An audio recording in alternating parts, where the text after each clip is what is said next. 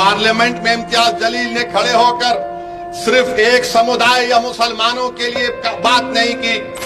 जब इम्तियाज जलील के सामने मुद्दा आया मराठा आरक्षण का, तो हमने उठकर इम्तियाज जलील ने कहा कि मराठाओं को आरक्षण मिलना चाहिए।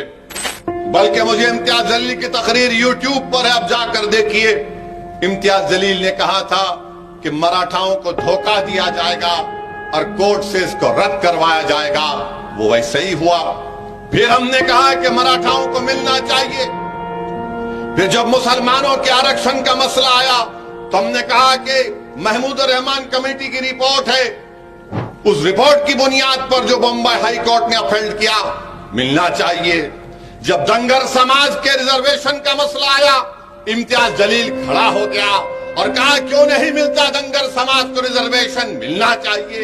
अरे आपके हर मसाइल पर महाराष्ट्र में आपके 48 एमपी जीत कर जाते हैं। कितने? 48।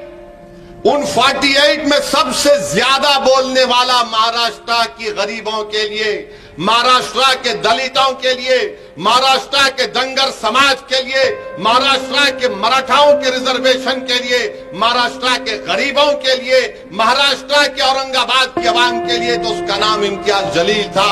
दूसरे भी जीत कर गए मगर मुंह नहीं खोलते थे, मुंह नहीं खोलते थे। क्या बात करते थे? हमारा पार्टी, हम इसको तोड़ के आ गए, हम उसको लेकर आ गए। महाराष्ट्र की आवाम के लिए, गरीबों के लिए अगर कोई बात कर रहा था तो 5 साल तक भारत की पार्लियामेंट में इम्तियाज जलील था। मेरे अजीज दोस्तों और बुजुर्गों, जो लोग इम्तियाज जलील को गाली देते हैं, अरे बताओ, इसी वैजापुर में यहां पर एक गांव में एक मंदिर के लिए इम्तियाज जलील ने अपने एमपी लैंड फंड से 15 लाख रुपए दिए। कौन सा घर विलेज है ना, वाकला मनूर गांव में, वहां पर इम्तियाज जलील ने दिए। क्यों दिए?